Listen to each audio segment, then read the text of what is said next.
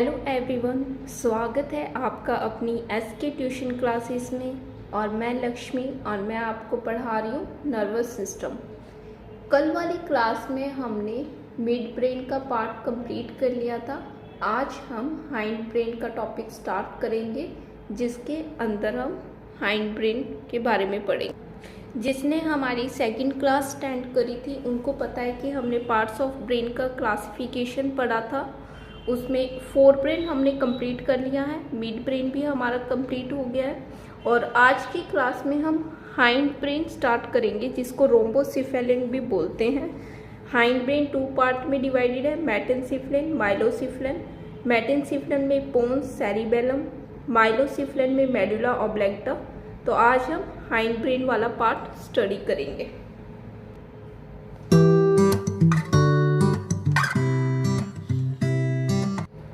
चलो हम फटाफट अपना टॉपिक स्टार्ट करते हैं। हाइंड ब्रेन, हाइंड ब्रेन को हम रोम्बोसिफेलिन भी बोलते हैं। फर्स्ट हम मेटेनसिफेलिन देखेंगे, जिसमें पोन्स और सेरिबेलम वाला पार्ट आएगा।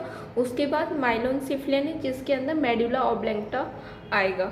तो हम अपना सबसे पहले हाइंड ब्रेन का मेटेनसिफेलिन पार्ट में पोन्स देखते हैं। It is formed of neurons, neurons का बना होता है। It has two part. अभी तक हमने जितना भी स्टडी किया है, सेरिब्रम पढ़ा है, जो भी हमने पढ़ा है अभी तक, उसमें हमने देखा है कि दो पार्ट होते हैं। तो इसमें भी टू पार्ट है, outer and inner. Outer part white matter है। स्टार्टिंग से मैं आपको बताते आ रही हूँ, वाइट मैटर इसलिए बोल रही हूँ क्योंकि इसमें बंडल ऑफ फॉस्फोलिपिड होता है और उसको हम माइलिन शीट बोलते हैं। इसकी वजह से वाइट कलर आता है। तो आउटर को हमने वाइट मैटर का नाम दिया है। जो इनर है वो ग्रे मैटर है, क्योंकि इसके अंदर नेजल ग्रैन्यूल प्रेजेंट होते हैं, जिसकी वजह से इसका ग्रे कलर आता है, इसलिए इनर को ग्रे मैटर का नाम दे दिया। It participate in the brain stem.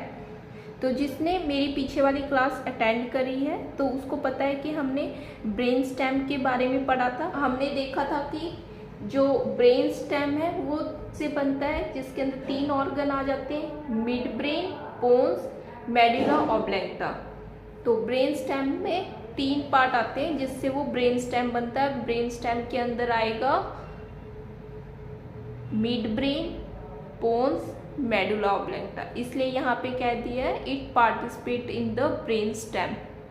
It provide origination to fourth cranial nerve. Mid brain में हमने देखा था दो नर्व निकल रही थी, third cranial nerve and fourth cranial nerve. और इसमें कितनी क्रेनियल नर्व निकल रही? इसमें निकलेगी टोटल 4 क्रेनियल नर्व निकलेगी।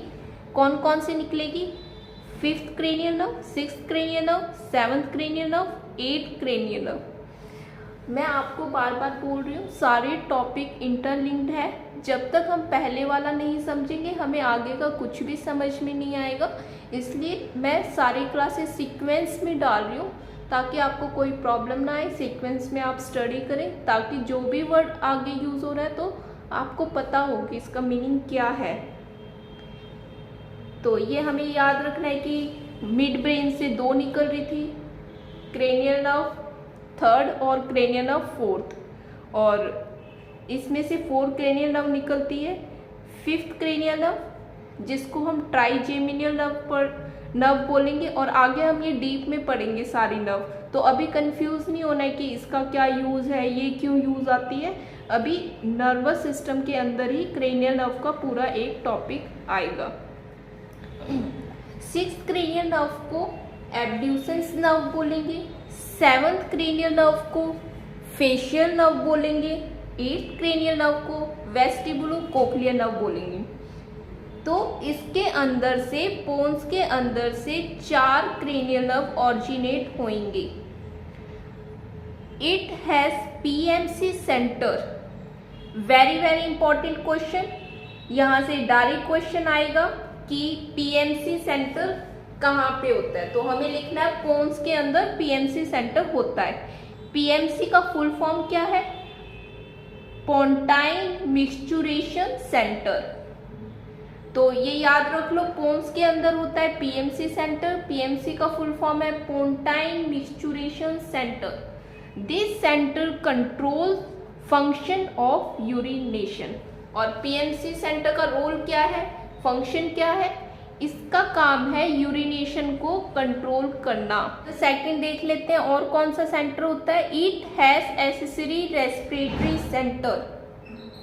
यहाँ से भी क्वेश्चन बनेगा, एक्सेसरी रेस्पिरेटरी सेंटर कहाँ पे होता है, तो वो कहाँ पे होता है, इसका आंसर आएगा पोन्स में। एक्सेसरी रेस्पिरेटरी सेंटर में 2 पार्ट आ जाते हैं, एक apneustic centre, pneumotaxic centre.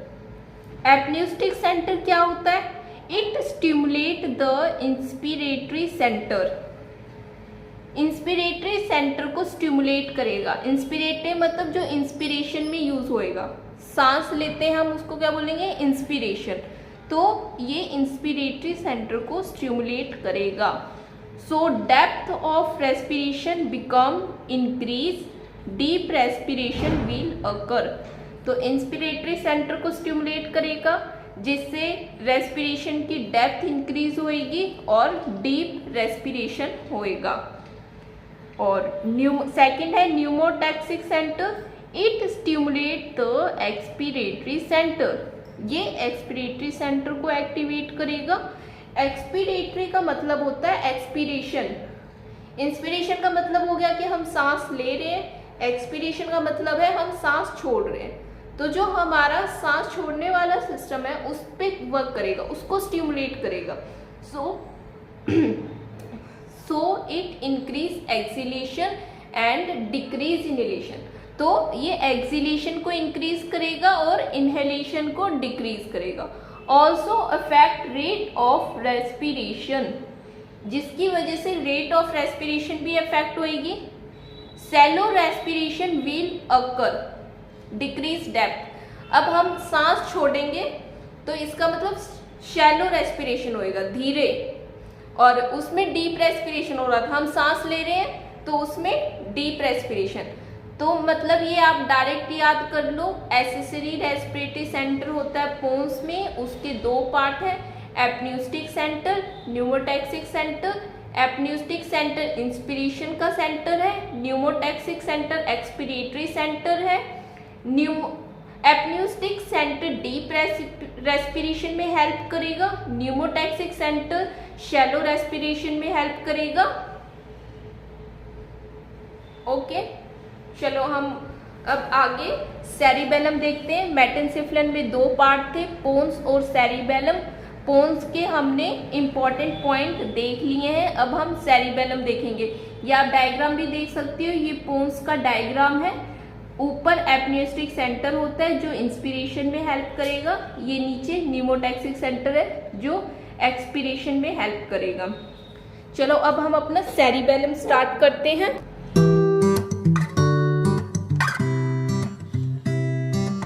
Cerebellum, it is formed of neurons. Neurons का बना हुआ होता है। It has outer and inner, इसके अंदर भी 2 पार्ट है, आउटर और इनर। और इसमें आउटर जो है वो है ग्रे मैटर और जो इनर है वो है वाइट मैटर। तो ये अपोजिट है, यहाँ पे याद रखो। अभी तक हम जितने भी हमने पीछे पढ़े हैं आउटर और इनर पार्ट, उसमें आउटर वाले सारे पार्ट वाइट मैटर थे और इनर वाला ग्रे मैटर था।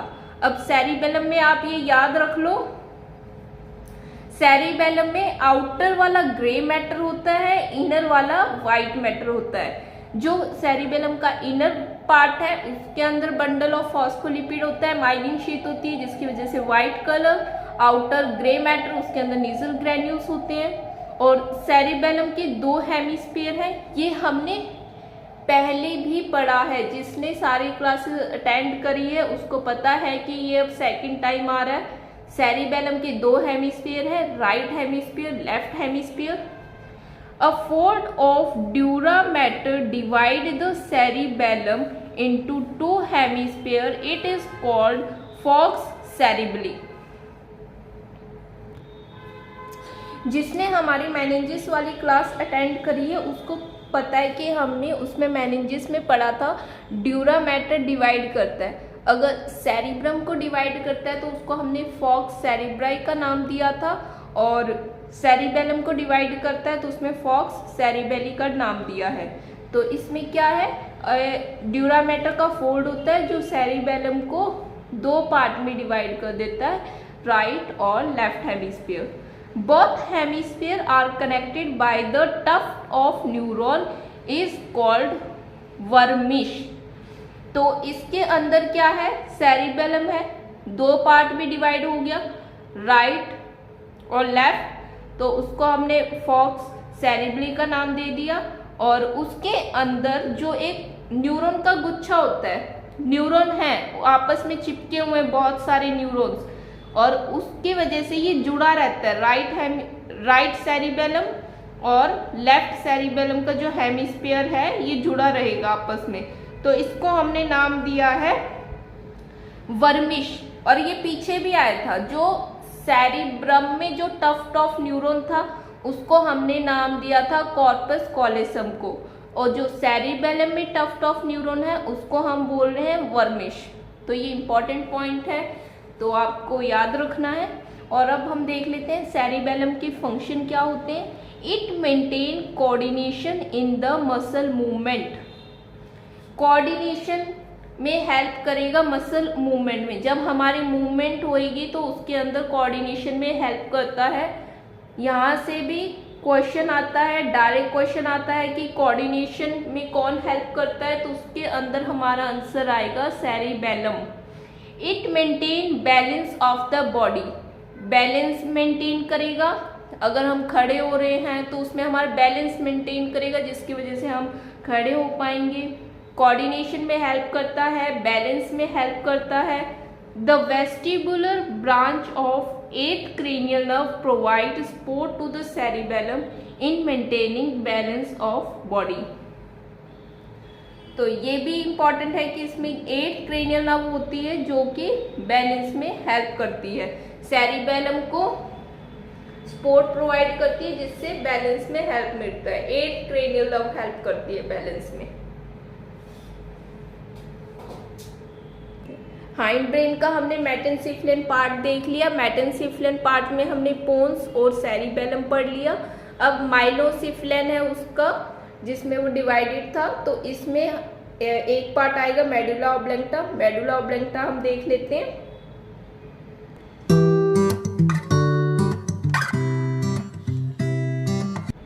माइलोसिफिलिन first medulla oblongata, it is formed of neurons, neurons का बना होता है। It has two part, outer and inner. Outer वाला व्हाइट मैटर है, जिस बंडल ऑफ फॉस्फोलिपिड प्रेजेंट होता है माइलिन शीट, जिसकी वजह से इसका व्हाइट कलर है, इसलिए इसको नाम व्हाइट मैटर दे दिया। इनर ग्रे मैटर, इनर में इसमें नीजल ग्रैन्यूल प्रेजेंट होते हैं जिसकी वजह से ग्रे है, तो इसको ग्रे मैटर का नाम दे दिया। It is main part of the brain stem. हमने पढ़ा है ब्रेन स्टेम 3 ऑर्गन से बनता है, mid brain, pons, medulla oblongata. तो ये तीनों में से मेन पार्ट है ब्रेन स्टेम का। मेडुला ऑब्लंगटा ब्रेन स्टेम का मेन ऑर्गन है। Some neurons of the brain stem combinely form the structure and it is called reticular activating system. तो इसमें ये क्या बोल रहा है, कुछ न्यूरॉन ब्रेन स्टेम के मिलके एक स्ट्रक्चर बनाते हैं और उसको हमने नाम दिया है रेटिकुलर एक्टिवेटिंग सिस्टम। तो इसका शॉर्ट फॉर्म में RAS, RAS। It is responsible for maintaining the individual awake. तो RAS का क्या रोल है, ये जो इंडिविजुअल है अवेक, उसको जगाए रखने का काम करता है। और अब हम देख लेते हैं इसके अंदर कौन कौन से सेंटर प्रेजेंट होते हैं। The different type of centre are present in the medulla oblongata. इसके अंदर प्राइमरी रेस्पिरेटरी सेंटर होएगा। तो अब आप बोलोगे रेस्पिरेटरी सेंटर के बारे में तो हमने पहले भी पढ़ा था, तो वो एसेसरी रेस्पिरेटरी सेंटर था, मतलब वो हेल्पिंग में हेल्प कर रहा था। तो ये हमने पोन्स में पढ़ा था। अगर इसमें कंफ्यूज नहीं होना। एग्जाम में पूछा है एक्सेसरी रेस्पिरेटरी सेंटर तो हमें उसका आंसर पोन्स करना है, और अगर पूछा है प्राइमरी रेस्पिरेटरी सेंटर तो उसमें आंसर आएगा medulla oblongata. Primary respiratory centre it control the respiration, तो ये रेस्पिरेशन को कंट्रोल करेगा। और इसके अंदर 2 रेस्पिरेटरी सेंटर हो जाएंगे, इंस्पिरेटरी सेंटर, एक्सपिरेटरी सेंटर। जो इंस्पिरेटरी सेंटर है वो रेस्पॉन्सिबल होएगा इनहेलेशन में, एक्सपिरेटरी सेंटर जो है वो रेस्पॉन्सिबल होएगा एक्सहेलेशन में। और इसके अंदर कार्डियक सेंटर, ये भी एग्जाम में पूछते हैं कि कार्डियक सेंटर कहाँ पे होता है, तो उसमें हमें लिखना है मेडुला ऑब्लैंगटा में कार्डियक सेंटर प्रेजेंट होता है। तो कार्डियक सेंटर देख लेते हैं हम। Vasomotor centre is present in the medulla oblongata. Vasomotor centre के नाम से भी क्वेश्चन आ सकता है। वैसोमोटर सेंटर कहाँ पे होता है, तो उसका आंसर होएगा medulla oblongata. It control the diameter of blood vessel, जो हमारी ब्लड वेसल है उसका डायमीटर को कंट्रोल करेगा, और जिसकी वजह से बीपी इफेक्ट होता है इंडिविजुअल का। मतलब ब्लड वेसल है हमारी, उसका डायमीटर है, नॉर्मल डायमीटर है, अगर उसका डायमीटर कम हो गया मतलब ब्लड वेसल कंस्ट्रिक्ट होती है तो हमारा बीपी हाई होता है, तो बीपी इंक्रीज हो जाएगा। अगर जो ब्लड वेसल है वो डायलेट हो गई, फैल गई है, तो उसमें बीपी हमेशा लो होता है, बीपी हमेशा कम होता है, हाइपोटेंशन होता है। तो ये मतलब मेन कार्डियक सेंटर में क्या है, वैसोमोटर सेंटर होता है जो मेडुला ऑब्लैंगटा में प्रेजेंट होता है। वैसोमोटर सेंटर का क्या है रोल, कंट्रोल करेगा ब्लड वेसल के डायमीटर को, जिसकी वजह से बीपी इफेक्ट होता है इंडिविजुअल का। थर्ड है इसके अंदर रिफ्लेक्स सेंटर। तो रिफ्लेक्स सेंटर में क्या क्या आएगा, रिफ्लेक्स सेंटर पूछ सकते हैं कहाँ पे होता है, मेडुला ऑब्लैंगटा में प्रेजेंट होता है रिफ्लेक्स सेंटर। रिफ्लेक्स सेंटर में है sneezing centre, coughing centre, swallowing centre, vomiting centre. तो ये सारा हमारा मेडुला ऑब्लैंगटा में प्रेजेंट है। वॉमिटिंग सेंटर को CTZ भी बोलते हैं, कीमो रिसेप्टर ट्रिगर जोन। तो ये भी क्वेश्चन बनता है, कीमो रिसेप्टर ट्रिगर जोन कौन सा होता है, वॉमिटिंग सेंटर, और कहाँ पे होता है ये, मेडुला ऑब्लैंगटा में। चलो हम आज जो हमने स्टडी किया उसको फटाफट रिवाइज कर लेते हैं, एक शॉर्ट समरी के देख लेते हैं। सबसे पहले हमने पोन्स पढ़ा था। पोन्स के अंदर 4 क्रेनियल नर्व निकलती है, 5th, 6th, 7th, 8th, ये 4 क्रेनियल नर्व निकलेंगी। और इसके अंदर पोन्स के अंदर होता है PMC सेंटर, पोंटाइन मिक्सचुरेशन सेंटर, और एक्सेसरी रेस्पिरेटरी सेंटर। तो इसके अंदर 2 सेंटर हो गए पोन्स के अंदर, PMC centre and accessory respiratory centre. फिर हमने सेरिबेलम देखा था। सेरिबेलम में हमने देख लिया कि ड्यूरा मैटर सेरिबेलम को 2 पार्ट में डिवाइड करता है, उसको फॉक्स सेरिबेलाई बोलते हैं। टफ्ट ऑफ न्यूरॉन जो दोनों हेमिस्फीयर को जोड़ के रखता है उसको वर्मिश बोलते हैं। और सेरिबेलम का क्या फंक्शन था, कोऑर्डिनेशन एंड बैलेंस में हेल्प करता है। और यहाँ 8 क्रेनियल नर्व होती है जो कि बैलेंस, बॉडी बैलेंस में हेल्प करती है। उसके बाद हमने मेडुला ऑब्लैंगटा देखा है। मेडुला ऑब्लैंगटा में हमने देखा है कि ये मेन पार्ट होता है ब्रेन। और मेडुला ऑब्लैंगटा में कौन सा सेंटर होता है, रास, रेटिकुलर एक्टिवेटिंग सिस्टम होता है जो हमें जगाए रखने में काम करता है, अवेक में हेल्प करता है। और मेडुला ऑब्लैंगटा में 3 मेन सेंटर होते हैं, प्राइमरी रेस्पिरेटरी सेंटर होता है, कार्डियक सेंटर होता है, और रिफ्लेक्स सेंटर होता है। Okay, thank you. आशा करती हूँ कि आपको मेरा पढ़ाया हुआ समझ में आ रहा होगा। अगर आपको कोई भी डाउट है, क्वेरी है, मैसेज कर सकते हैं, जिसकी वजह से आपका डाउट क्लियर हो पाए और हम अपने टॉपिक में और इम्प्रूवमेंट कर सकें। तो अब नेक्स्ट क्लास में हम स्टडी करेंगे blood supply of the brain. Okay, thank you.